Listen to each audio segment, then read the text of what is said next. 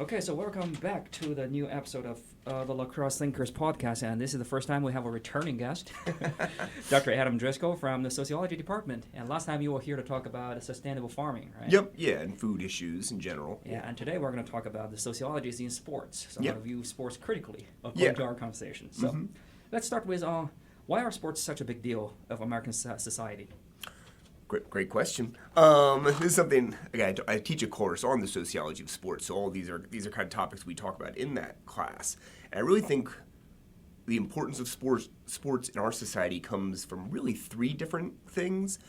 One, I think you have to look historically about when pretty much we got youth involved in sports, when it became this thing that, hey, kids play sports. Nowadays, that's just such a normal given thing that, oh, you have Little League, oh, you have your school 20 teams of different sports kids can play about, and that's just an accepted part of our culture. But that really is something that only happened whenever we started having the industrialization of our country, and pretty much men started leaving the farms.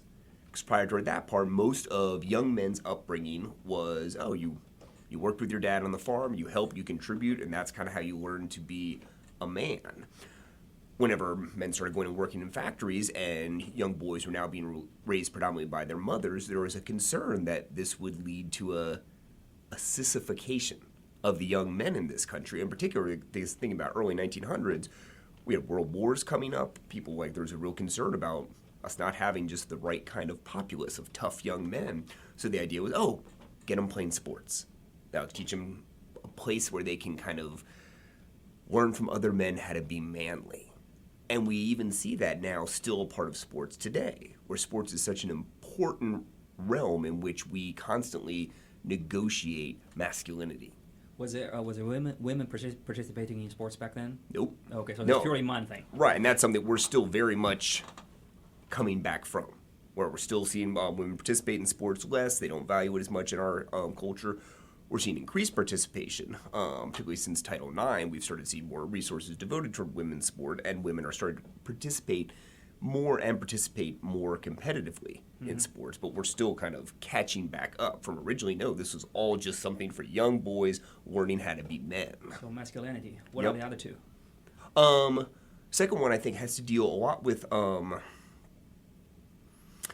back in Roman times, they had what they called the bread and circuses, where the idea was you had this huge mob of people that the elites had to keep happy and pretty much had to keep them voting their way. There were people who didn't have much of a job, but they had a vote. And in Roman early democracy, that vote still mattered. So whenever the emperors wanted to keep people happy, they would have free circuses, which were pretty much the gladiator games or crazy animals being shown there. And they would distribute free bread. And this was a way of just kind of appeasing the masses. Now, a number of scientists who study sports have said they still play a similar role in our society today, where sports are just this huge thing that keeps people happy, keeps people distracted, and keeps our society stable. How is it compared to the Olympics back in ancient Greek, which is even earlier than Rome? Yeah, one, sports is so much bigger in our society than they ever were back then. Back then, this was an event that just a few people actually participated in, and sports, they weren't, like even the people who participated, they weren't professional athletes. They were people who were a cobbler, a farmer or something, who were just like, I'm going to go see if I can lift this one thing heavier than that other guy. Nowadays, we have just everybody plays sports, whether that is just playing as a hobby, whether you played as a kid in Little League teams, or you played in a school ththing, versus all the different kinds of ways you can play as an adult. Like, everybody plays sports, and everybody watches sports.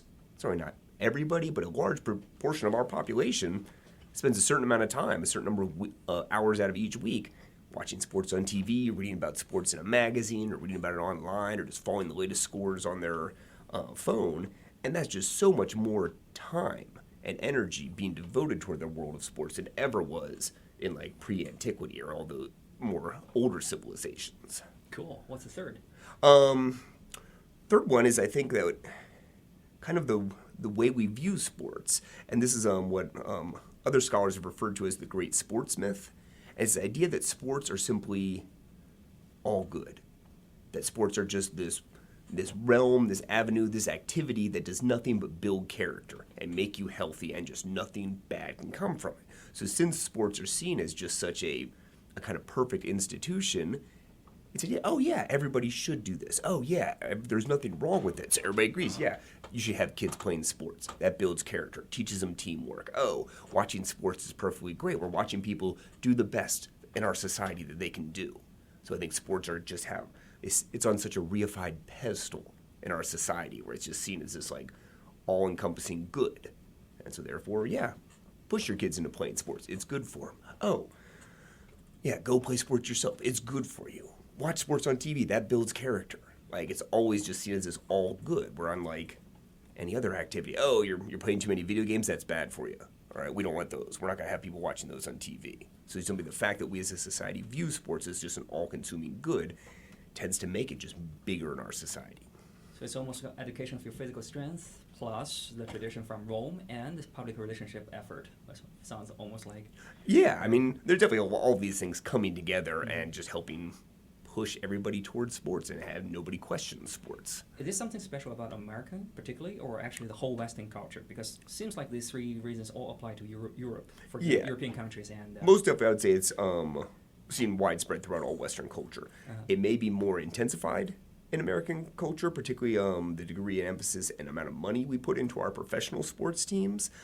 But I'm not sure even if that's all that different. Because most definitely you see like the amount of soccer over in Europe gets paid as much attention. Even down in Latin America, to some degree, it's almost as widespread and as important down in those other cultures. But most definitely, I don't believe it's similar in a lot of Eastern cultures. Where definitely sports are still there, but just not as important. It's not as big of a thing that just as many people are putting as much time and energy into.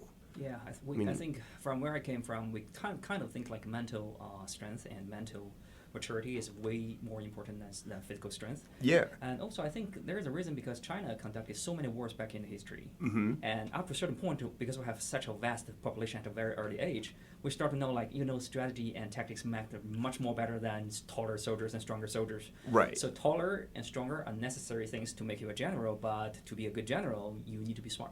Yeah. So Sun Tzu taught that. Yeah. So starting from there, even in our history lessons or literatures, we kind of say you're strong, but what does it bring you?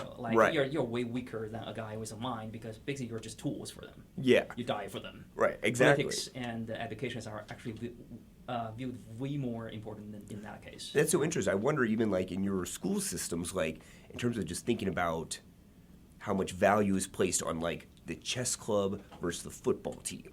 Here you see that in our movies, you see it in our high schools. It's so much, the quarterback is the king of the high school, while the chess club are the idiots, the dweebs who get beat up. Mm-hmm. And I'm wondering how much in your culture it's reversed. I don't know, 5% of our education is actually sports, I would say. Okay. Because we joke about this. The first time we came to America, just people say, hey, my math was taught by my PE teacher. Right. In China, it's just okay, your PE teacher knows nothing. We don't combine them together. PE teacher are PE teachers. Okay, that's it. Okay. Yeah, they only know PE. They don't know anything about math, physics, or anything. Okay. So that's number one. Number two, we have a very intense requirement on taking massive exams. Okay. Whenever you say I want more time to be trained on mathematics and everything, math teacher could come here and claim, hey, PE teacher, we're just going to take your class. Because your class is not important, we really need to prepare for this exam, and you just go away. Okay. Yeah, so you can actually go there and take class time for a PE teacher to say, I want to use this for English or mathematics or any literatures or anything. Okay. Yeah, that's such an interesting reversal than I think what we see in our culture. So you actually differentiate very early in your education system that you want to take sports as a career, probably at junior high. Yeah. Just you cannot survive in the educational effort of being having an academic job or academic career, then probably starting from junior high because your score is so low, however considered an alternative path to become a professional athlete. Okay. So that's also roughly what they had in our culture. Okay, so that's interesting. Oh, you won't be able to cut it in what everybody wants to do, so maybe you can try in athletics. And here it would be the exact opposite. It's like the second choice. Yeah, because exactly. You cannot fulfill the first one. Right. Unless you're just because China compete intensively in Olympics. Right. So we do have a mission of the country. Mm-hmm. Then those guys are maybe you're 5, 6 years old, 11 years old. People say, well, you're really good. Okay. And then we want to recruit you, but that's a whole career start at a very early stage. Okay, and that's just, I'm assuming, the very, very elite athletes. Very, very elite. Yeah. Right. That's interesting. Yeah. We definitely don't have anything like football or basketball as intensively like here, and also we don't have those kind of leagues. That's probably another problem. It's just like it's hard for you to make a professional living on some sports. Yeah. Although interesting, Except I know for soccer. Yeah. Although I know basketball is growing in China tremendously, and actually we're starting to see some of the Chinese teams siphon off U.S. players, where they're going over there. But again, I think this is still there are a number of teams over there. In terms of the actual proportion of the population, is still very, very small. People love to watch. Yeah. And if we watch first grade, like NBA. Everybody knows every single like superstar in NBA, but Yeah. if you go back and watch CBA, which is Chinese-based basketball, It's just not as people can popular. say, well, if you can watch NBA, why do you? Yeah. It's just two different leagues. Yeah. And also, I think we have very limited supplies of courts or resources. Yep. Like, I remember when I was a kid in my junior high, everybody compete of the whole junior high. Probably we have 1,000 students. Okay. Or 2,000 students competing for 6 table tennis tables, which Oh, wow. are built by concrete. Right. It's not like regular table tennis tables built by wood or anything. It's just like concrete, small man. like platforms with something which you can call it's a net. Maybe a net. Yeah. You bring your own thing and just go play there. And we need to actually be there. Because my class was actually on the first floor, Okay. very close to that thing, so you can see like maybe it's like 2 minutes before that thing rings. People are just like Everybody's ready ready just to try to bolt go and get in, it. yeah. What's interesting how much that the availability of facilities will change how much people learn to play as youth, what kind of sports they gravitate toward, and even how they learn to play the game. There's one really interesting study that looked at the difference between city basketball and suburb basketball. And this was really looking back at racial differences in style of basketball play. And the scholar was trying to explain where these different styles of play learn. Because most part, black players were viewed as more showy, usually stressing a lot more kind of ball handle and kind of extreme moves, where white players tended to be more isolation shot players, where they're really good at like taking foul shots, really good at like playing within a team concept to get open and take that open shot. And what the scholar traced this back to was that a lot of your black players learn to play in inner city courts, where there's competition. There aren't enough courts for everybody to play. And the rules that usually govern the courts is that the best players get to play. They get picked from the next team who gets a challenge for the court, and the team that can hold the court gets to play the whole time. So there's such a pressure on players as they're learning to play to be showy, to kind of have these awesome moves, because that gets you picked for the next team as one of the best players to get on the court. In your suburban settings, you have more courts than players. And so the challenge is getting enough people out there to have an actual game. So you're going to see a lot more pressure to include everybody, to play team ball, or a lot of people who practiced a lot on their own, just shooting the ball in isolation, shooting free throws because they didn't have anybody to play with. And so it's really neat just how much, again, something as simple as, hey, how many courts do you have, or how many ping pong table tennis tables you have, can shape how people play the game, how people view the game, and the role it has in their life. Totally, because I remember I became good with ping pong because all teams want me, so they can take the court. Yep, exactly. Sure, yeah. Also, your idea reminds me that for the white players, as you said, I think probably you're playing with the same opponent all the time.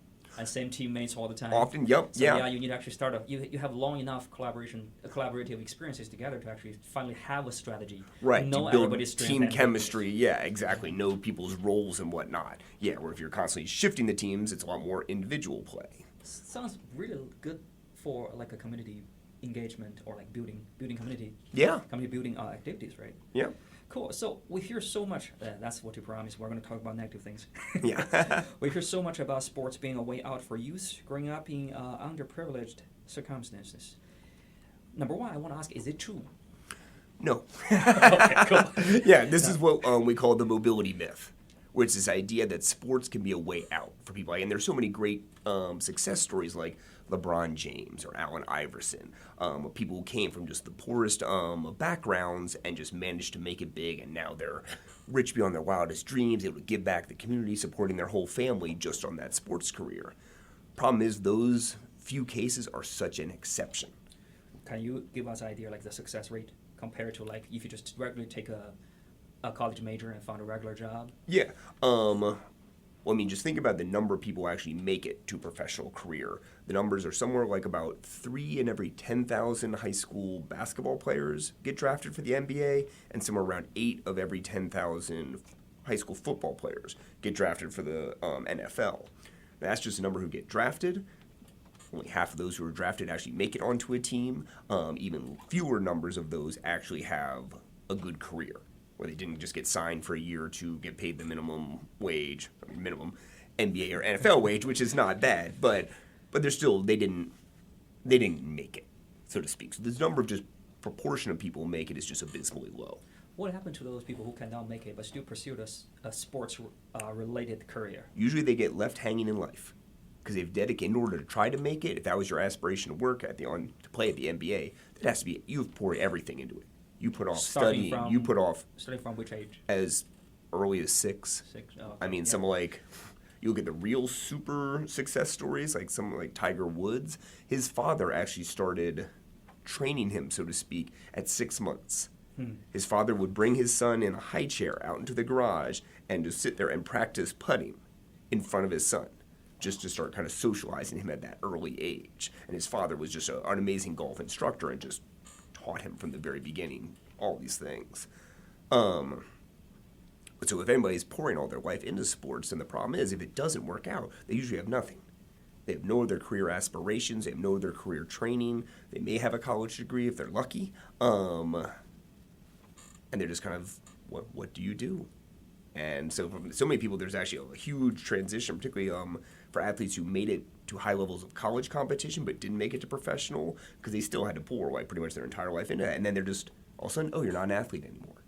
This is not who you are. And they go through like a life crisis because they aren't prepared. They don't know how to handle not being a basketball player, not being a football player anymore. I prepared for 15 years, and now you tell me, Yep. go change your life. Yeah, exactly. Yep. No, this isn't who you are anymore. I think I have talked with multiple students before. It's just like sometimes it's not even your control. Like one of my students was like one of the best kids in a hockey team, and suddenly you just broke your leg for once. Yep. Yeah. And you couldn't be as fast as before. And it's just like you can still be way better than normal people, but make it to the net level. Right. Just not at that top. Sometimes that thing just destroy everything, which for a person is just so dramatic. Oh yeah. I had a friend in graduate school who had played football pretty competitively, and he had made it to, I think he played for East Carolina University, which is, they've had people get drafted. He was viewed as a possible NFL potential. And he cut part of his hand and then damaged a nerve in it, so he couldn't quite grip anymore, and he couldn't lift weights. And that was the end of his career. Just like this weird little injury that just all of a sudden, nope, you can't do this anymore. And he talked about it was a huge blow to just his identity, his self-esteem, just who he thought he was. And given that how intensively they do those kind of physical like activities, like it's actually a very big chance they will get hurt. Oh yeah, many do. Yeah, because there's that kind of strain you're putting on your body. And we've seen such huge rampant what we call sports inflation, where pretty much the expectation for what you can do physically keeps going up.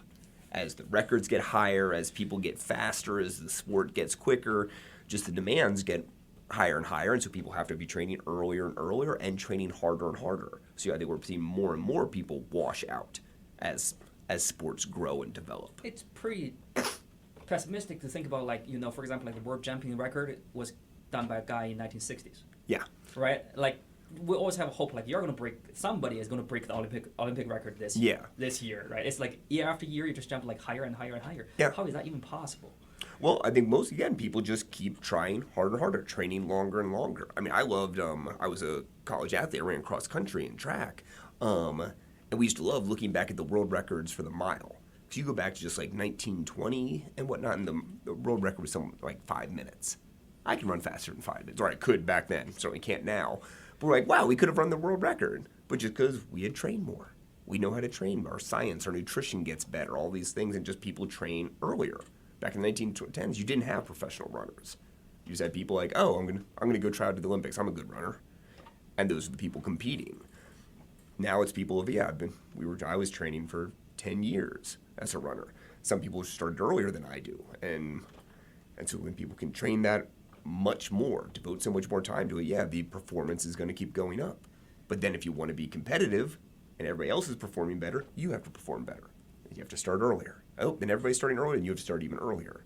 And so I think we're seeing so much more specialization in sports and so much more of kids being pushed at an early age. If you hope to make it to the NBA, you better be training hard at 6. And also we're talking about all the good sports like football or hockey or NBA are like money-making machines at least, Yes. right? Oh, yeah. What about other kind of sports, like if you do track? You become Olympic championship, like, okay, when you're like 24, 25, or even 19 years old, and after that, do you have a sustainable way of sustaining yourself? Depends on what you do with your money.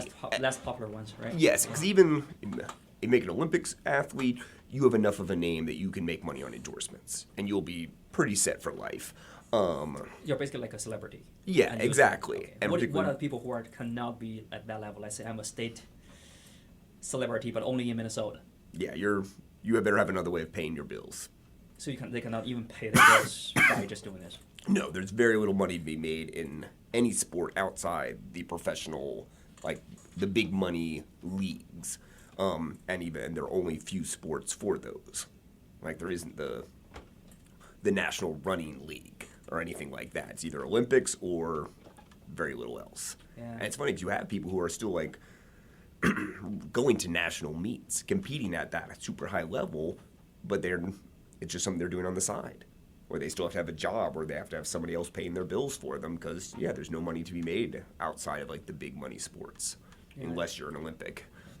In China, it's actually the same thing. Is for Olympic championships, for example, like they were training since they were like 5-6 years old. Yeah. And suddenly they just become go to the big training facilities, and never go to school, never go back home. Yeah, they were professionals from age 6. You do 15 years, and after that, and as long as you can make it to Olympics, right? And then the government is basically, we take care of your life for the rest of your take care of you for the rest of your life, because you basically did this for the country. Okay, that's nice. And we're going to give you free admissions to some universities you can pick. After that, even though you probably are not like, because you just waste so much time on this. Right. So you probably don't have that supreme intelligence or anything. But after that, you got a degree. They will go easy on you, and then you probably go and find some careers. The government is going to help you. Okay. Only that you're like one of the top guys. Right. Somebody who actually made it to the Olympics, got on the television, competed. For the rest, if they will be.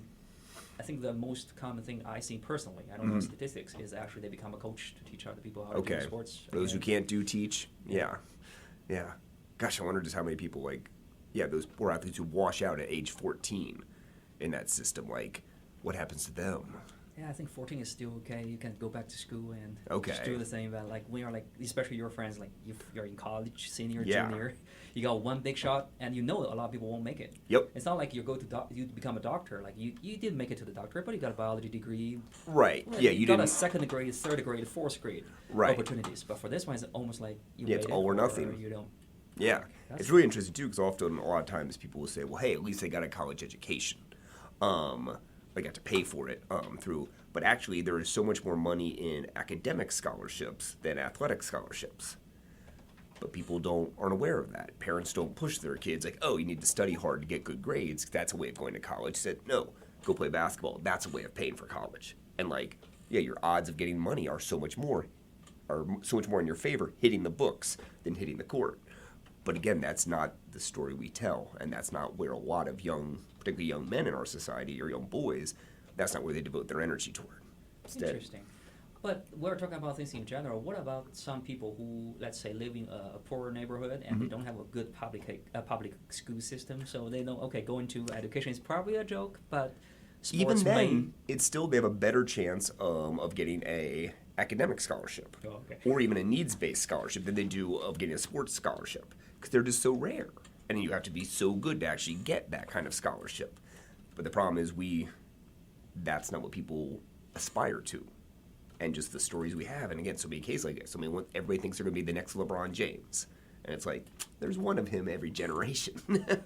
People are not going to be the next LeBron James. Maybe not even one generation. Think about how many years Federer has played tennis for. Oh, yeah. He's 38, and he's still dominating the first three places. I mean, I've been watching tennis for the past 15 years. I've never seen the first three places shift to other names. Yep, no, they're that good. And tennis is an interesting sport where you can keep playing at that high level into your late 30s. Football or basketball, very much less so. Interesting. Okay, so actually, I observed this from some of my students telling me that they play sports, and at a very early age, they got some kind of coach, local coach, Yep. which are who are not professional, according to what I hear. It's just like, wow, you're pushing kids to a limit without knowing how to think about their long-term careers. Like, Yeah. if you can pitch until your arm breaks. Yep. And if anything happened to you, like, I got more than enough kids who wants to be a pitcher. Yeah. That kind of scared me a little bit. It should, but it also at the same time makes perfect sense. If you think about any of these like elite performance institutes, like hey, you can come here and take a special class on pitching, or hey, this coach of your team is like a travel team. The trainers and coaches at those facilities or on those teams, their whole reputation and career is based on success, on winning, and so what their obligation is, where their vested interests are in, is in winning. For those kids, though, like maybe like getting them pushed as hard, throwing as many pitches as, oh yeah, you're going to throw your arm out by age 17. That may not be what's best for the kid, but that's what's best for the coach. And so that's why I think we see so many kids getting pushed so hard and pushed harder than they should, because that's what their career is based on. If they were a coach who just took care of his kids and made sure all his kids were happy and hearty and didn't win, he's not getting promoted. He's not the guy who's getting hired for the good position. The guy who wins is. And so the priorities are just very skewed in our system. That's very interesting because it's very common for me to see like a student who is 21 years old and say, hey, I have an arm which can only reach up to this angle. I have a leg basically just cannot work. Yeah. Or when it rings, my hip aches. Yep. Those kind of things. Yeah, no, I had a student in my social sports class who had thrown his arm out in high school. And he was a really great pitcher. He'd had aspirations for going and pitching in college, but they were in the playoffs. Yeah. And his coach put him in probably when he shouldn't have. And he ended up, I think, I can't remember the type of injury he ended up accruing, but he'd have surgery and pretty much he was done pitching for the rest of his life. And a lot of people actually don't realize that, especially when they're young. It's just like, I have a broken arm, big deal. But when you become 30, 40, that thing come back to you. Oh, yeah. Now you're not talking about I cannot do this, but now you cannot do normal activities. Yeah. You need assistance, you need to pay medical bills. Yeah. You're just going to have pain for the rest of your life. Like this, just my elbow, every time I do this, it hurts for the rest of your life. Like that's such a price that, no kid's going to think about. Do people do voice like this reach, some people actually advocate those kind of things, just like, hey, when you do this, have you ever thought about when you're 30, 40 years old, if you have a broken arm, you're not, because I say this to my students, just like, wow, you want to be smart about this. Even if you want to do this, right? You want to be smart about this. Parents should, and we'd hope that coaches are have these kinds of conversations with students and being aware of that. But again, the pressure on them is not to... Even for the parents. Yeah, and sadly we see a lot of parents pushing kids to succeed sports almost for like bragging rights. Because like the parents want to have the kids who are the good athletes, and they'll kind of feel like, oh, this is something I've done. If my son's the star football player at the high school, I'm a better parent than all those other parents. I can brag about my son to them. And so sometimes even parents are going to be pushing their kids harder than they should, and not ask them, oh, are you enjoying this? Are you having a good time? Are you feeling healthy? But instead, like, hey, how many passes did you complete at the last game? Hey, how many points did you score? Hey, have you trained today? And it's really interesting and a little scary to see parents putting that kind of pressure on their kids. Where sports, ultimately it's supposed to be a recreation, a hobby, something fun. But we see so much more of this, like, oh, how well did you perform? The performance ethic rather than, oh, did you enjoy yourself? Interesting. In China, it's exactly the opposite. The parents also push, but they push study. Push academics, Like how much exercise have you done and how much score did you get? It's exactly the opposite. So I guess... Like, quit running around and study. Yeah, here we see. Probably the value, just like which we value, but the push is always there for the family. Interesting. So you mentioned in your email, there is a big concern over fairness or cheating with sports. Can you elaborate on that? Yeah. Well, I think some of this relates back again to that, the cultural space sports occupy in our society, which is it's the ultimate level playing field. Sports we think of as the ultimate fair contest, where the two teams come out and, hey, we have a coin flip to decide who gets the ball first, or even I can't remember what they do in basketball where they toss the ball up. But then it's just, it's the rules are the same for everybody, and best team wins. And this is almost like a mythical kind of spot in our culture and our conception where sports, it's fair. It's just. It's the kind of thing we make movies out of, one team beating another, and it's like, oh, these are great films. And so because sports occupy that super, oh no, this is the fairest of the fair, that's why people get so miffed about cheating. All right, particularly we saw this is huge with the big steroid scare back in the 90s with baseball. Because there's so many other aspects or realms of our society where people use performance-enhancing drugs. Think about students in Adderall. All right, that's huge and widespread. Performance musicians, we use beta blockers to stay calm on stage and not get nervous and screw up. And we're totally fine with that. Right? Or even just, people drinking coffee to help them stay up. Like, I know, as an academic, I drink a lot of coffee and it helps me work. And that's all thought of as totally fine. But not in sports. Because sports is this hollowed land of fairness and equality. And the idea that, one person has an advantage over another, that ruins the whole myth. That ruins that whole illusion of a fair game.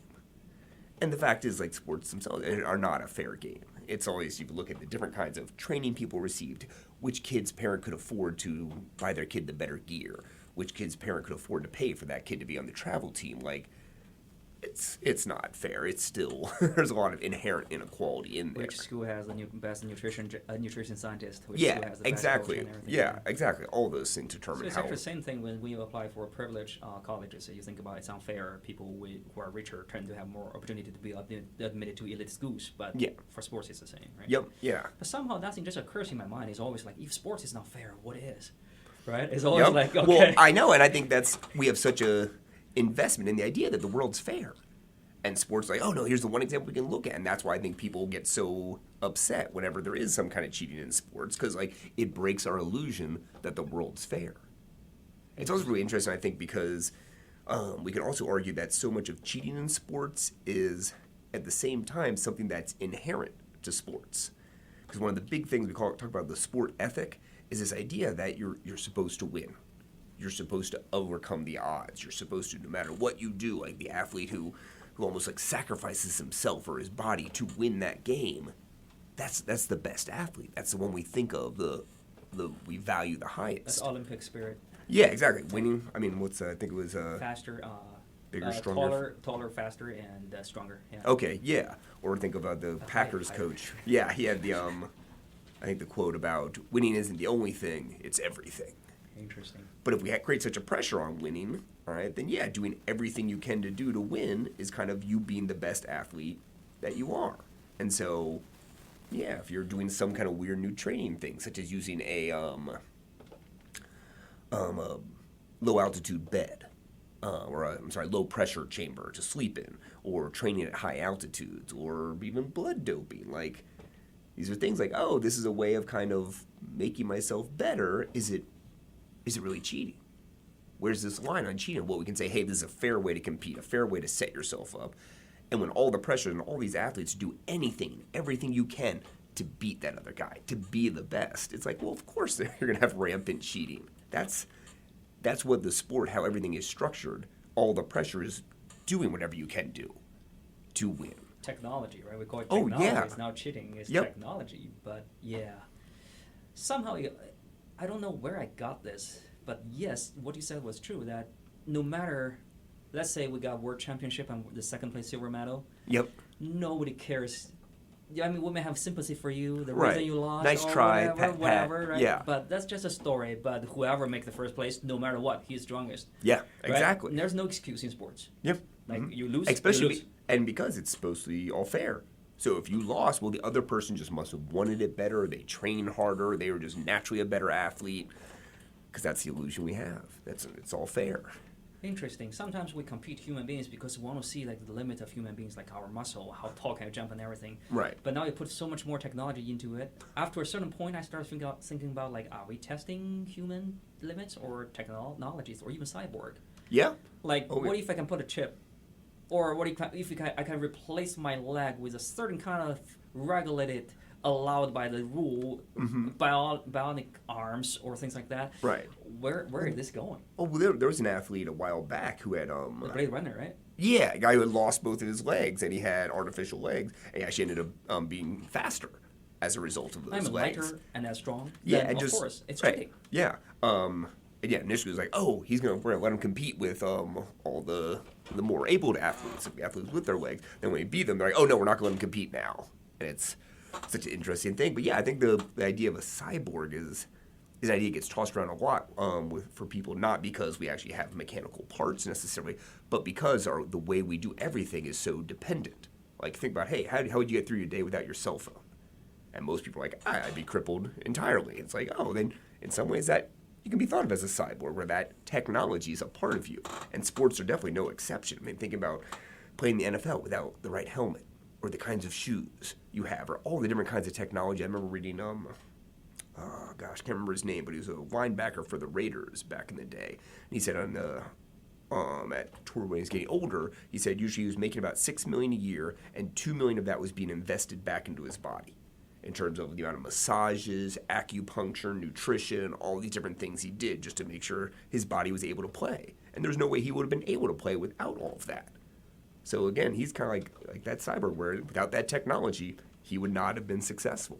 For me, it's actually strange for me. Like, haven't seen any people using, walkie-talkies during soccer. Yeah. Like, I already got a microphone and the headset. How hard is that? Like, we communicate. You run there, and I would do this. Why is that not allowed? Or even like with Google Glasses, I just say, hey, I can project it. I can actually predict. The trajectory of the ball. Or with that actually will make everything much more fun to watch. But I'm surprised, like, we haven't. So I don't know where the line is going to draw. Yeah, and it's which something, technology is allowed and which is not. And it's something that, again, we negotiate it routinely. Like, looking at both baseball and football, there's new technologies being added in every year. Think about even just replay. And to see, did the guy actually interfere with him earlier enough? Like, they changed some of the rules. You could challenge some of that because human eye can't make those precise of a call. There's arguments, I think, honestly, in baseball, we're going to see a electronic strike zone, where you simply like, hey, cameras on the athletes that measure, hey, where are their shoulders, where are their hips, put that strike zone in there, and you can just measure with lasers. And so you take out the umpire making that strike versus ball call. I think there's so many different ways in which technology does change the sport themselves. I mean, kind of bats you're allowed to use. Like, I play softball, and there are rules about what kind of bats you can bring there, because some of the bats are too juiced. The older leagues, they're allowed to use the juice bats, because just they don't swing as hard, so it's a way of still kind of keeping the game going. Yeah, technology is definitely embedded in sports. Then what's your opinion on esports, like video gaming, comparing shooting games and everything? Because for me, at least the rule is fair, because you cannot do things which is not allowed because it's not in the program. Yeah, right? Yeah. So whatever action you see there, it's allowed. Yeah. Well, I think esports are a fascinating thing, especially considering how big they're getting, how much they're emerging. And particularly the more pretty much people are interested in watching them, the more these are going to grow. Because now you're seeing that there are professional athletes who I can make enough money playing League of Legends to support myself. Or people are making enough money streaming, playing these different various sports. And I think some of this gets at what is the actual definition of a sport versus a game? Because I think we normally think, football is a sport, League of Legends or Monopoly is a game. But when you actually start kind of really breaking down what exactly a sport is, there's a lot of gray space in there. Or is sports a game? Right. What is the difference? Game, right? I mean, the only thing we would think of sports as having some manner of physical component to distinguish them from a game like chess. But how much of a physical component is necessary? Think about esports, you need to have reflexes. Just watching my nephews play video games, like, there's no way my fingers can do that. There's something physically they can do that I can't. And think about sports like bowling or pool. Like, all right, there's a physical component to those. But it's not like actually those are world-class athletes. Like, you see a bowling player with a big belly, you're like, he doesn't do a whole lot of running there. It's all about polishing your skills, right? Right. Towards a certain goal. And if we involve everything that just involves cool skills, then there are a lot of things I think that we could start calling a sport that we don't. We do have the competition part, and for now, for League of Legends or Dota, we even have group. Oh people yeah, competing huge together. ones. Yeah, and this is interesting because this is also, I know, much bigger in some other countries. Particularly, I know Korea has such a huge gaming culture. Where like you see some like the StarCraft. I remember they have like the Sky, the national StarCraft, and it was like 10,000 people are going to watch these, and that's like no different than like an NBA Which game. is pretty stupid, by the way. If you sit in the stadium, you basically watch a screen. Yes, yeah, to watch a huge screen Streaming of a if you little sit- screen. Yeah, He's sitting there, but he definitely cannot see right. the screen. Yeah. I mean, it's no different going to an NFL game. Like, there's that tiny field down there. These people are running around. No, if you're at home on your couch with the cameras, you see everything way better. You can follow the game way more clearly. But there's an excitement of being able to say, I was there. Oh, I was actually in the presence where that happened, rather than saw it on TV. I watch those kind of things too, and one of my favorite is actually Dota, the defense Okay. of the Ancient. Mm-hmm. Another interesting thing they did is actually, so number one, the price, right? They put $1.5 million into it. Yeah. And then you start to buy battle pass. Like every player, if you want to support a little bit, we're going to sell this package to you for $35, but everything you buy, every $1 you spend, 15 cents goes to the final prize pool. Okay. So finally, the final you are contributing part to Right. the prize pool. Okay. Meanwhile, as long as you watch games, you can actually go into the game client and just watch other people doing live streaming. Right. Which means you do not have to actually subscribe to ESPN or any Right. third party. You're right. I think Twitch is a huge Twitch is online another platform. one. Yeah. So everything is free. Yep. Even another interesting thing is actually this. If you think about like playing video games, right? You play video games, you can actually control. If you don't like whatever other hosts are doing with streaming, you can control which part you want to look at. Right. You can control which player you want to track, and you can check the statistics every time because everything is recorded. Right. Yeah. It's all part of that online Online platform. So that was really Oh interesting. yeah, because you can in some ways become more interactive than watching physical sports out there. 'Cause, you can actually, nope, I want to see this, or I want to zoom in this, and that data is available for you. And it's even easier for me, like for example, to participate. Yeah. Like I play some, I watch some, but And- multiple levels of skills can actually all enjoy the same thing. Exactly. We can all especially we can have something where you have this huge feeder structure that everybody's on the bottom level of this, where like none of us can like play football in a competitive setting. Like we can have maybe a fun league or a Without town getting league or hurt. something, right? But it's not the same as like, oh, if I do well enough, I'll make it to the NFL like this. No, it's just completely cut off. Where in Dota or League of Legends, actually, you do it well enough, you can get up to there. You can get amateur players play with professional players in the same game on ladder games or everything, as long as like you beat enough people. So you Right, get exactly. If you- similar score, right? Yeah. That's actually become another thing which is super interesting. That is, when the professional team pick their future players, they just go to the ladder game and see who's the top. Right. Who's playing the best? Yep. And then we start to actually connect them and see their playing styles. Yeah. So that's actually a really interesting community thing compared to traditional sports. Right, where it's multiple tens of years in terms of people working their way up to these teams. Yeah, it's fascinating. I'm really curious. I think this is one of the places we're going to see. You're going to see a lot of growth in esports moving forward, and I don't know necessarily if it's ever going to come to rival more traditional physical sports. But currently, it's growing way quicker than traditional sports are. Probably depends on like how many players you have for video games compared to how many people actually go outside and do outdoor activities. Yeah, and I would. Are people actually the new generation of young people? Are they more leaning towards indoor or outdoor for nowadays? I don't think the numbers are exclusive. Uh-huh. You have a lot of people who play sports and also play video games, so it's hard to say, hey, which way are we seeing? We are seeing there's a much greater rise in video games in terms of both the amount of people playing them and the amount of time being played. So that's definitely growing much more quickly than the number of people playing athletics. But I don't know what kind of numbers we could use to really compare which one's bigger. Probably it's just playing video games is less demanding Yeah. compared to physical. Some people just don't have the physical condition to even play. Right. Or, Video games. play video games, you can do it by yourself. Yeah. You just plug in, you're online, cool, I'm playing with the entire community right now. Or when it's if I want to dark, play, or when it's late. Exactly. If I want to play football, I need to get 22 other people together. I mean, we can play football just 3-on-3 or whatever, Weather. but you need an outdoor, football, you need a space, and you need everybody together at the same time. I think the convenience of video games is definitely a huge part of why people play them so much. So I actually have a question on how to say, when we talk about sports, we think about leadership. Mm-hmm. This is actually a second classroom, like where you get all the trainings of your leadership, team working, Mm-hmm. and persistence and everything. Number one, is that really true? Or is that the only way, or is that the best way to get it? And number two is, are there any things that we are not talking about, like maybe you also introduce negative personality growth. Yes, most definitely. Or decay. Yeah, Yeah. I mean, there's definitely room in sports for that. And this is a big part, again, why parents will push kids so much into sports is that, it builds character. Oh, this is something you become a better person through playing it. You learn leadership. You learn cooperation. You learn good sportsmanship. Now, definitely that happens some, but there are also a lot of other things being learned, particularly a lot of negative aspects of competition, learning, winning matters more than having fun. Winning matters more than your opponent. You just have to beat them, and that's all that matters, and you don't care if they had a good time. That's certainly a negative thing being taught. People learning at an early age to stress sports so much more than academics, so much more than other aspects of their life. That's certainly also a negative thing being taught. And we see a lot of burnout in youth.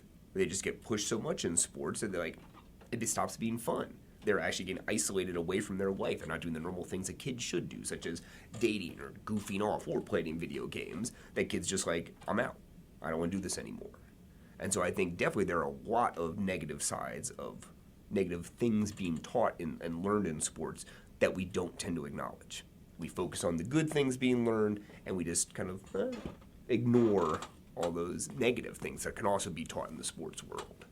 Most people are not aware of that, or just don't want to think about it. Yeah, we just don't talk about it. It's just not part of our conception of sports. So again, we view them as just holistically good. That's just, nothing bad, and they're sports. They're great. They're good for you.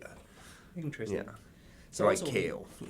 You also mentioned several things which are like some sociology phenomena, which is kind of special in sports, right? Mm-hmm. They manifest them differently than in general. Yeah. The first thing, can you talk about the strong racial disproportionality in sports? Yeah, and this is something definitely I think both sociologists study as well as other kinds of social scientists, but this is something we talk about in our culture. Because for the most part, you look at the NBA, you look at the NFL, the majority of the athletes are black. You can't deny it. No, that's a fact. Mm-hmm. I think some of the numbers you're looking at basketball at the college level, it's somewhere about almost 80% of the athletes are black. And so this is definitely a phenomena. What's curious is the explanation people have for that. And most people in our society, the explanation is just, genetics. Black people are just physically superior at these sports than white people, and that's why we see so many more of them. And that's something that there is no genetic basis for. The actual scientists who study these are no, there's not much of a genetic difference. There's some genes, like skin color, that are different between the two populations. But as far as the jumping gene or the strength gene, there's no difference there. The one difference that does exist is that we see greater genetic variation in populations or people of African descent. You can't say people, it has to be a population. And this just means it's a wider gene pool where there's greater just variation in the genes within that. So what you will see there is then you're going to see greater outliers within the African gene pool. And so it is slightly more likely to get a black Michael Jordan than a white Michael Jordan. But at the same time, it's also just as more likely to get a really horrible basketball player who's black. And that's something I think that because we look at the TV and we see, LeBron James, Cam Newton, all these just great black athletes, and that informs our impression of the world as a whole. Where if you actually start to take all of your average white people and your average black people, there's no difference in their ability to do sports. So it's more about the tail cases, right? Exactly, the outliers on there. Okay. Now that's one part of it. Second big part, though, I think, is how much more young black men in our society are told, you're an athlete. This is what you are good at. This is what you are supposed to do. When little kids are picking who's on the team. All right, they pick the black kid first to play on the basketball team. That's a message. That's a lesson being taught to that young kid of, this is who I am. This is what I'm good at. And this is something we see in socialization. As kids grow up, labels matter. If a kid's always being told, you're the smart kid, all right, they're going to do better in school.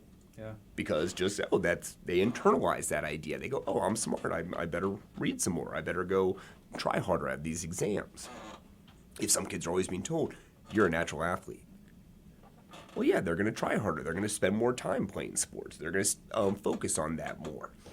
And so we have one group of young men, mostly young boys, all trying harder at sports, all thinking this is who I am. Oh, this is what we should be. Yeah, you're going to see a heck of a lot more athletes emerging from that group than from the other. Or the other group, they're being told, no, you're probably not going to be an athlete. You're probably not going to make the NBA. Oh, cool. Then I'll go become a doctor. Or I'll go become a scientist or a school teacher. I'll do all these other things. And so that early socialization and selection process, I think, explains way more of the racial disproportionality we see in sports than any genetics. Yeah, that thing starts really early. I Yeah. can imagine like 3 years old or something, you just point to TV and see Oh, Michael yeah. Jordan, and that's your hero. Right, exactly. Oh, that guy looks like me and he's doing great. Oh, cool. That's something I can be. That's somebody I should be. And particularly you think about how many, what a lack of other kinds of positive role models there are for young children of color. Like how many politicians are they seeing that look like them? How many doctors and lawyers on the TV shows are they seeing that look like them? That they're going to be like, oh, no, that's not who I'm supposed to be. That's not who I'm supposed to grow up to be. I'm supposed to grow up to be like that guy wearing the football helmet who looks like me. So I think that early kind of message and labeling that we put on kids at such an early age is a huge part of why we see such strong racial disproportionality. Plus, probably the diversity in the relationship circle. It's just like, hey, if you want to be a doctor, and people say, well, what? You want to be a doctor? Like, Yeah, none exactly. of us is That doctor, even if you don't Right. believe those kind of hidden biases, but actually people around you will reinforce that thing. Oh yeah, exactly. If your family is telling you or what they're kind of seeing or modeling for you, that's a huge part of how we learn what to aspire to. Interesting. So it's almost like a self-reinforcement. Yeah, self-fulfilling Process. prophecy. Yeah, exactly. To, We're like, to one more polarize your career choices. yeah, exactly. So that's actually just a phenomenon, which is no big deal. I would say, like, it's just natural, right? Well, I mean, I don't see any harm of doing that. ooh, I see there. That's where I would challenge that because if all these young children of color are saying, "Oh, I'm going to be an athlete," and that's what they're trying to, as we talked about earlier, their chance of actually being a professional athlete are very, very slim. And so, what's happening when all of them spend 20 years trying to make it to the NBA and don't? When you have that huge population who's all aspiring to that, and again, they're not trying to become doctors, not trying to become lawyers, not trying to just, oh, I want to focus and get a good degree that'll help me have a great career outside of sports. What's that going to do then for that group? That's actually going to end up holding them back in terms of their ability to succeed in life, their ability to get just a good, normal, middle-class life. And so I think there is some really potential harm that can come from that. So as a population, actually, that Exactly. give you fewer options when you choose future careers. Yeah, if this group's being told, oh no, you shouldn't be all this lower hanging fruit of these are all these great jobs and great professional opportunities that are here again, or even just the if you get a college degree at all. I mean, that's such a huge thing for how successful you are in a job market, just the presence of a college degree. As we talked about, there's way more money available in academic scholarships versus athletic scholarships. But if this group's being told, hey, no, you have to get an athletic scholarship. That's your way to going to college. Or this other group's being told, no, you should probably just get good grades. All right, and good grades are going to be more scholarships. Then this group's going to be getting more college degrees than this group is. And then having more success in the job market and simply doing better in life. Interesting. But I want to challenge you here. That is, seems like the colored kids, they have their role models more from sports. Mm-hmm. Not because that they're just more colored people succeed in sports, but more about like probably the whole culture values sports star more than academic success. And then naturally, because colored people have historically achieved it now, so you just see those kind of things more. Yeah, I mean, I definitely think there's some cultural inertia at work there. If people are not succeeding in other careers and there aren't those role models out there, then people are going to say, like, the parents are going to tell the kids, no, you should play sports. Even if you have like a role model in academic success and a role model with same skin color, which one will make a bigger impact on the kid? That's my question. Right. Like, you got a successful professor, and you got a successful LeBron James. Problem is, I don't think you can take that individual question out of the bigger context of, hey, the majority of the role models for that one kid are athletic. And it's an abstract question that doesn't have any basis in reality. There's no kid sitting there going, oh, look, here's the doctor who looks like me and the athlete that looks like me. Which one should I be? Instead, these kids look at TV and they're seeing, oh, all the people look like me are athletes. Mm-hmm. Oh, every time I watch a Chicago, I don't know, MD, I don't watch Chicago television, but like most of the doctors are white. All right, most of the other role, we see just such a strong racial disproportionality in the opposite way in our movies, in our television shows, in the things that get passed around social media. So I don't think a kid ever has that kind of choice of, oh, which role model am I going to follow? It's the culture, and it's what's out there, and it's what they see. And so I don't think kids ever have that choice. Then I think it's reasonable to actually say the thing is caused by disproportional distribution. Right, yeah. To, and it's definitely something, that keeps reinforcing itself. What about the next thing we want to talk about, the strong homophobia in sports world? Yeah, this is something really interesting. We talk a lot in my class on sociology of sports about this because it's very different in the sports world. Like homophobia is a problem we have in our culture as a whole and our society as a whole, not just ours by any means. But in sports, it's much more magnified. And it's really interesting because I think the majority of the reasoning behind it has to do with sports being seen as such an important bastion of masculinity. When you talk about homophobia, does it narrow down to male? Not just. Oh, okay. And it's funny because we see both homophobia against both gay male athletes. Mm-hmm. We also see a lot of homophobia put against female athletes, regardless of their sexual orientation. And both of it, I think, are driven ultimately by kind of our narrow and very strong constructions of masculinity. Even for the female. Interesting. Yeah, exactly. And so they're two different mechanisms. One, the idea that our sports is just like the man's world. This is both a place where we think in our culture young boys learn to be men, and so therefore we think of our athletes as our paragons of masculinity. All right, they're the manliest of the manly, as LeBron James. In our society, we also view homosexuality as very unmasculine, both in terms of just kind of what we think a man is supposed to be. He's supposed to be straight. And so then when we see gay men succeeding in this world that's supposed to be the most hyper-masculine world, this world where men are like crushing each other on the offensive line versus the defensive line, that's such an affront to that narrow conception of masculinity that people just rebel so harsh against it. And just like, no, we still have not seen an out gay athlete in one of our 4 major professional sports yet. I guess Jason Collins was the first one, but he was kind of just at the end of his career. Because there's such both in the athletes participating in those sports, as well as the fan base, those who watch and support it, there's just such a harsh, no. Because, nope, we can't have them in our manly place. Because it just ruins that sense of sports as this hallowed bastion of masculinity.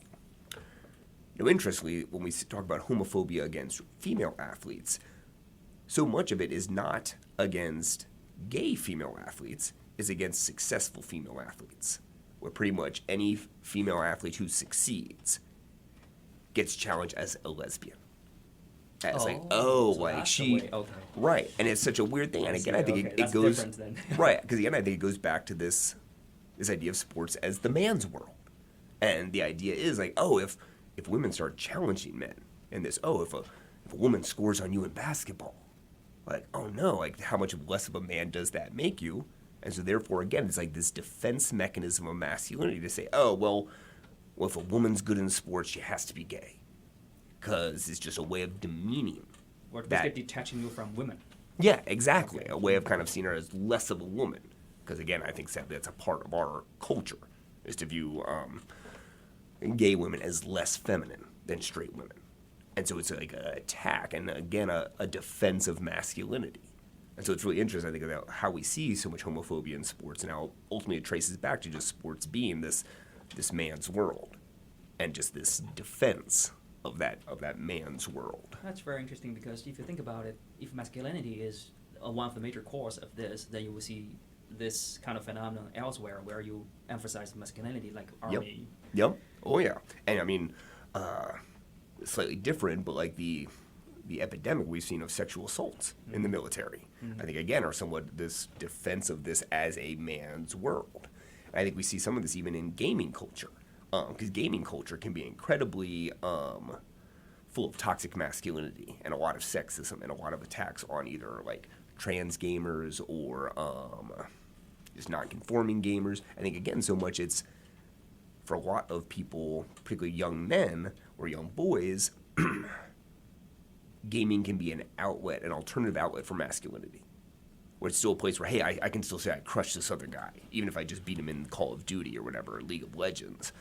And so, again, when women start coming into that world, or non-conforming individuals, there's such a response, because, no, I finally found a place where I can be a man. And now you're coming in here, and you're ruining that. You're taking that away from me. So I think you see the exact same kind of defense. I actually never paid close attention to this, which is like female entering the video gaming arena. Yeah. But for the physical ones, I totally see right this stuff. But I actually haven't thought about it. Haven't even it's not. About it. It's still such a new thing. Like gaming culture is still such an emerging thing. It's something still kind of coming out, and it hasn't had nearly as much attention paid to it either broadly in our culture or in research. But I think it's a really interesting area to be looking at, because we're seeing a lot of these same kind of dynamics play out there.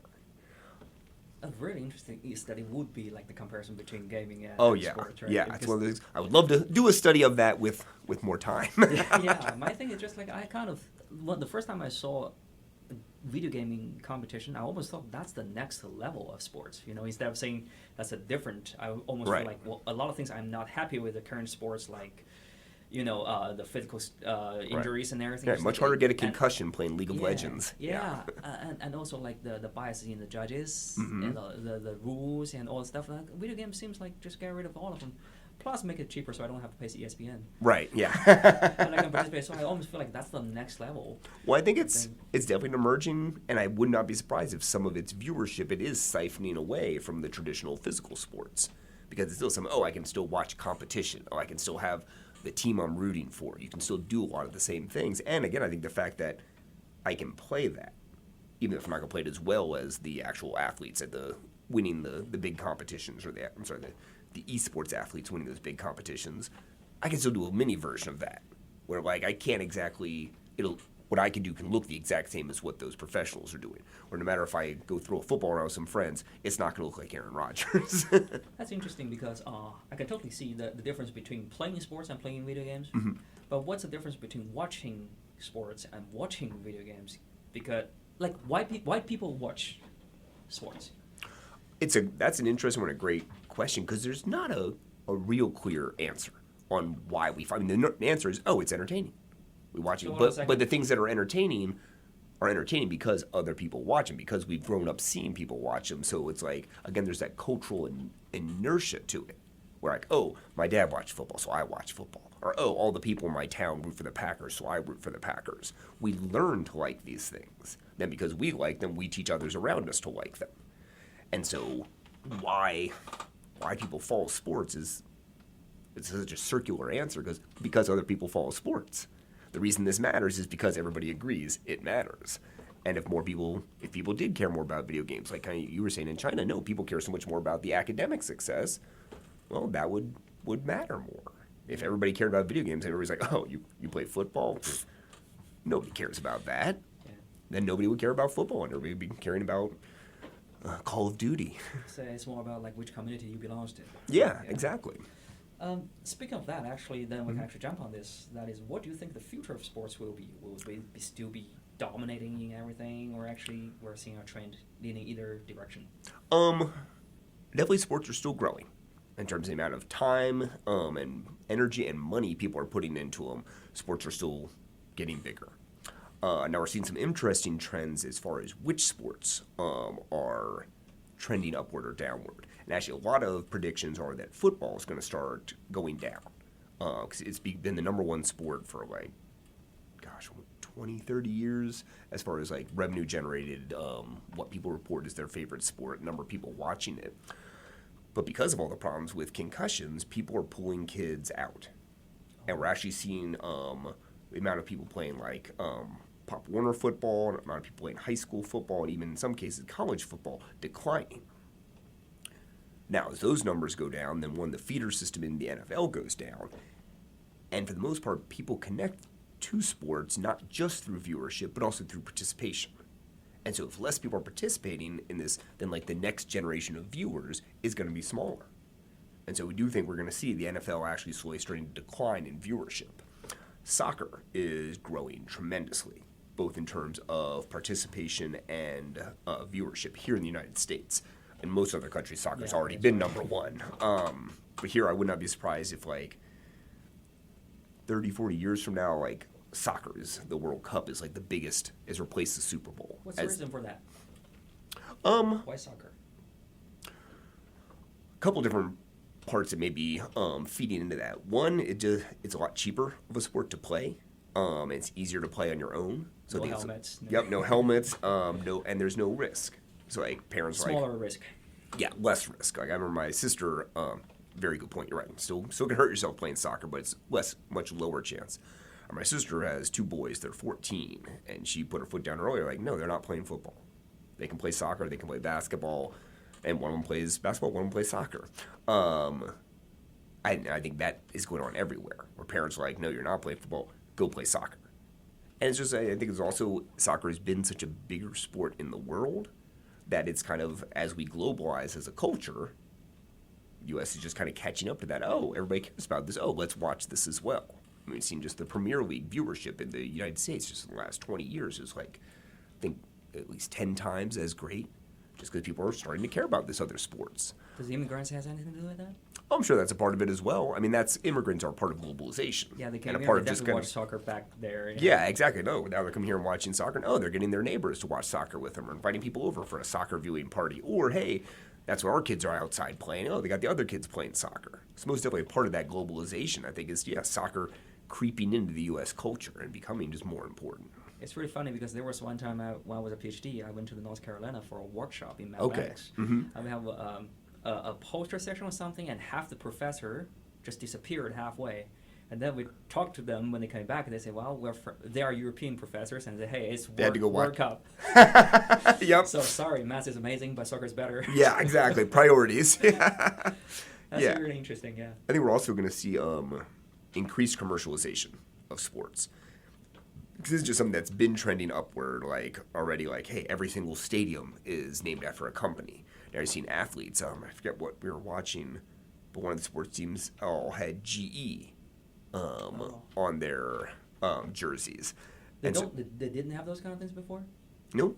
Oh. These are all things that just we increase. I mean, think about in baseball, the electronic billboards behind the players, so that as they're watching the player bat, behind you're seeing all these advertisements flashing up. Drink Coca-Cola. I don't know what other ads are up there.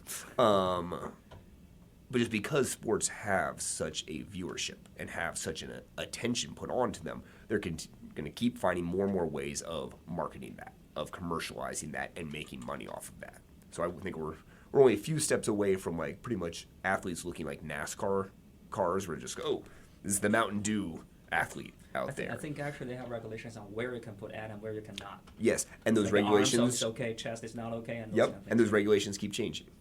And I think we're going to keep seeing those regulations decline to the point where no athletes will be covered. Will they just be walking commercials? Interesting. I remember soccer when I was a kid. We watched soccer, and then back then my English is not good. Yeah. So I just recognized the letters. I thought that the things on their back is actually their name. Right. And then I saw 2 Sharp on the same field. I said they must be brothers. And it turns out Sharp was their sponsor. Their sponsor. Yep. That's awesome. Like Mr. Sharp and Mr. Sharp. Yeah, exactly. But yeah, I'm not surprised. I think we're going to see more of that. One thing I realized is just like sports figures set such a great role model for kids. Does it have anything to do with a superhero? I think I almost feel like definitely some of it. Yeah, where there's these are these people capable of doing these amazing things. Like you watch somebody dunk a basketball. Like, I think that looks awesome. I wish I could do that. I can't jump that high. Seen somebody throw a ball that well. I think definitely that's a part of the role model. I think it's also just the incredible success Like they're seeing, oh, this person gets idolized by millions. Oh, this person's getting paid $20 million a year doing this. All of these are good things that are going to cause little impressionable kids to be like, I want to be that. Now, what's interesting though is to wonder in what ways are athletes good role models and what way are athletes bad role models. We saw a great discussion of this in the professional sports world way back when Charles Barkley, was a basketball player, was doing an interview, and he said, I'm not paid to be a role model. I'm paid to wreak havoc on the basketball court, and that's what I'm doing. So people should not expect me to be a good role model. And yeah, I'm out late at night drinking and womanizing and gambling, and because I'm not paid to go do good things. I'm performing on the court. I'm doing my job. Outside of that, whatever. Then Karl Malone responded in a online, I think an op-ed, just saying it doesn't matter if we want to be role models. If we think of ourselves as role models, we are. Because we're on that basketball court, because millions of kids are looking up to us, we're going to be role models. So therefore, the question isn't whether we should be or shouldn't, it's how good of a role model are we going to be. Then there are tons of good things young people can learn from watching athletes, learning about work ethic, learning about achievement, learning about dedication, learning positive competition. There's so many athletes do great work for charity and community involvement and learning about that and altruism. And we also see a lot of horrible traits being demonstrated by athletes. Again, some of those negative sides of competition. God, the amount of showboating we see. That I see this in my nephews when we're playing basketball out back, and like if my nephew Logan scores a point, he starts dancing at me. I'm just like, where did you learn that this is an appropriate behavior of way of interacting, that after you score a point, you start dancing in somebody's face? But you learn that watching the professional athletes. We see so many athletes who do horribly with their money, where they waste it all on sports cars and diamond rings and then go poor after having been incredibly rich. So I think athletes are going to be role models, and I think that there are both good and bad aspects of that. They're just human beings. Exactly, human beings with good traits, bad traits, and sadly, I don't think youth can distinguish or even have the option of choosing, oh, this is the way I'm going to let this role model influence me. You get it all. Interesting. Yeah, I think I need to phrase my question better. When I say superhero, I mean the Marvel superheroes like Superman and everything. Oh, okay. Because the first time I came here, we don't, as a culture, the Eastern culture, we don't worship like superheroes. Like some guy who can fly, some guy who can, do lasers with their eyes or anything. I kind of start to associate the superheroes, like people's obsession with Marvel superheroes, to the superstars in athletes. It's like, hey, I can do this, I can do that. It's almost like... I can see it being similar. I mean, in some ways, like, think like Superman, he's kind of like this...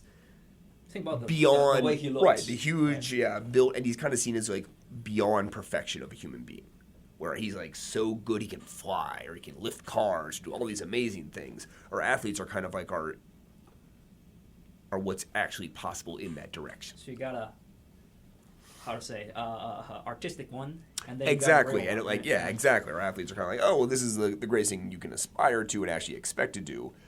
Batman or Superman or whatever are like even beyond that, but in that same direction of something, just somebody who's smarter than you, faster than you, can fly or do all these amazing things. Like thinking about Aaron Rodgers throwing a football. Like, I can throw a football a little. I can't throw it like he can. And he can't throw it like Superman could. Yeah, that's so I think interesting. It's definitely something similar in the same direction. Because I'm thinking, if sport is not such a big deal here, mm-hmm. people are still obsessed with superheroes. Right. Then they need some realistic replacement of that, and for the best thing I can think, sports seems like the right fit. You don't want like a politician who is like your realization of Superman, or like a celebrity who is like a realization of Iron Man, or right. Those kind of, it seems like physics. The physical strength is actually the most direct. Thing we can feel with our brain. Yeah, I think that is, and I do think both our athletes and our superheroes, like the big thing, they're stronger. Like that's just they're physically superior, and I do think that they both play a similar thing of kind of being an aspirational model, or just kind of being a cultural symbol of what is good. Interesting. Yeah, so I think Western culture actually emphasizes a lot on masculinity. Yes. So as superheroes and this, I can totally see how that's reflects on both masculinity and individuality. Yeah. I got so much like the superhero. Oh, Superman, what's his big? He can beat up all the bad guys. You know what makes a sports athlete such a great thing? Oh, he can beat all those other basketball players or football players or the other teams. So much of that is stressing that celebration of the individual. So much celebration that, oh, me over you or me over those other person. So I definitely think it's both masculinity, there's definitely a physicality to it, but I think there's also a huge, tremendous amount of individuality being expressed in both superheroes and athletes. Yeah, individuality is actually more general. Like in academics, you also look for those individualities. Oh, yeah, in yep. all kinds of ways, right? Yeah, In or even sports, the it's just business one. world. Like, oh, my company beat your company. Oh, I got that contract. You didn't. Like, same competition, same me over you. Is competition eternal or like a long-lasting theme of Western culture? Well, definitely to some degree. I definitely think you see Western cultures are more individualistic, and competition is a part of that individual. You can't have competition without individualism, without the I can't beat you unless I'm really focused on me and not us. Now, certainly I think it's in Western cultures more emphasized than in other cultures, but I think it's also with that competition going back through human existence. And even going back to like the natural world, like competition's a feature of the wild. Of hey, can I find more food? Can I reproduce more? Can I survive versus these other animals? So I think some degree of the competition is just a part of human existence. Because unless there's enough stuff for everybody, there's always to be some form of competition going on there. Now, the degree to which it gets celebrated, I think that's where you can see differences. And in Western culture, I definitely think we can see like kind of just competition gets regarded as a value in itself outside of what the heck it is you're competing for. There's competition like, oh, there's only enough food to feed one family. All right, cool. Yeah, both families are going to compete to try to get that food. I want to feed my family. You want to feed your family. When we talk about competition in sports, there's not necessarily a prize to it. Like, if you and I go play table tennis and we're trying to beat each other, it's not like we're feeding our family doing that, but we're still just trying to win for winning's sake. That's what I think we see so much more of in Western cultures. It's just that celebration of competition just for competition's sake. It's almost feel like that's the drive of the evolution process, part of, right? Yeah. Possibly. I mean, I tend to think culture tends to be pretty devoid of actual physical, biological evolution, where there's its own totally different realm.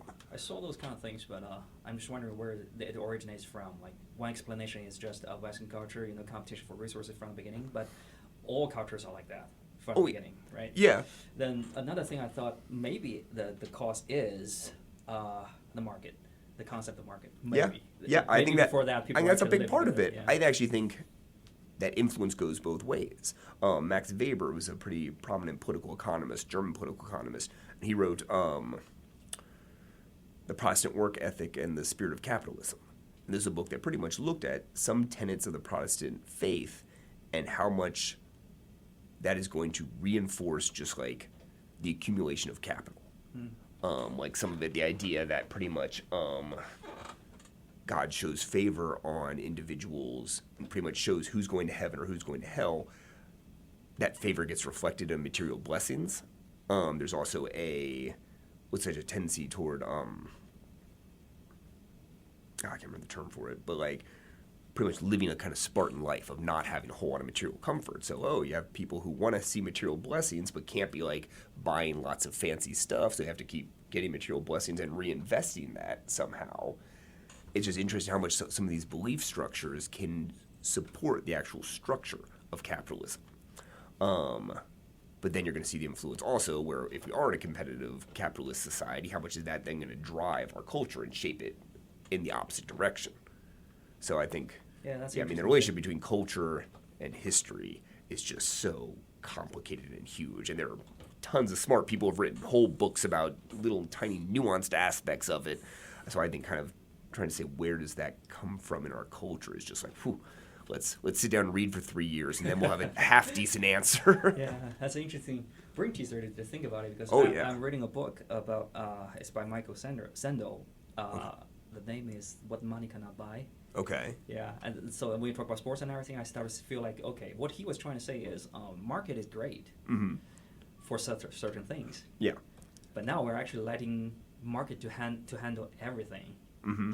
Like every Yeah. time you think about things, sometimes it's really nice to think about in terms like opportunity cost, or Yep. return on investment. But for some other stuff, is it really the right mindset to Yeah. think about things in the same thing? Because it seems like too convenient. So Mhm. marketing started to shape the society and make us like a market society. Yeah, even pervading the way we think. Habermas called that the colonization of the life world, Yeah. where pretty much capitalism just finds its way into everything.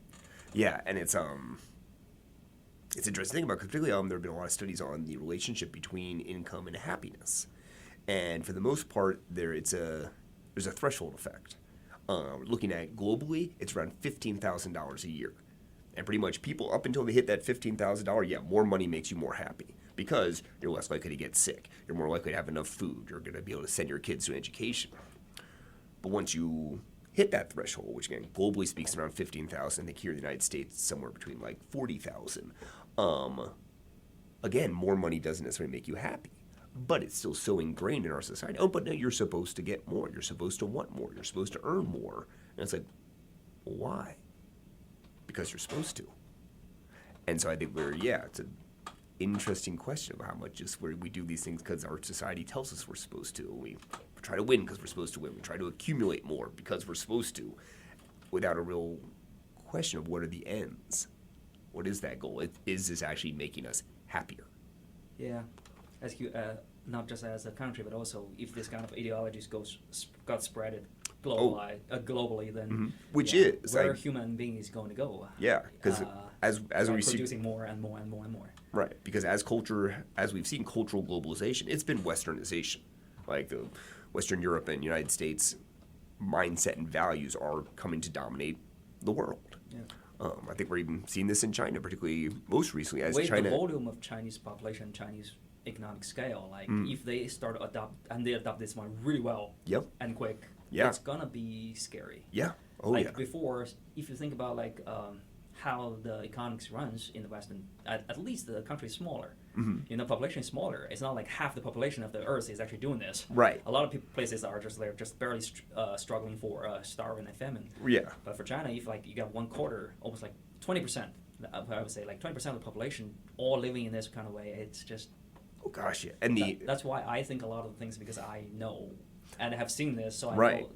know, you cannot let so many people all doing this. Yeah, and this is something I know we talked about a little bit last chat. We're talking about environmental barriers. Like, yeah, if every Chinese citizen had the average United States consumption level, or like, the world would collapse. But on the other way, just like why cannot every Chinese share the same right? People share. So it's almost like an eternal conflict. Oh It's gosh. almost like I know I shouldn't produce more, but I also know why I should produce more. Right. So Yeah. where should we set the bar? Oh yeah, and certainly any discussion of reduction on the United States part is something that hits just such a wall of resistance. Yeah, nobody's like gonna telling say- people like, oh no, we shouldn't all have a car. No, we shouldn't be able to fly, our family to Disney World once a year for vacation. It's like, yeah, we should. We've been able to. My parents were able to. Their parents were able. Of course, we should. And it's like, but everybody can't, and we don't feel morally correct saying, oh no, China can't develop. All the rest of the world's citizens can't have our standard of living. It's like, well then, don't we have to come down?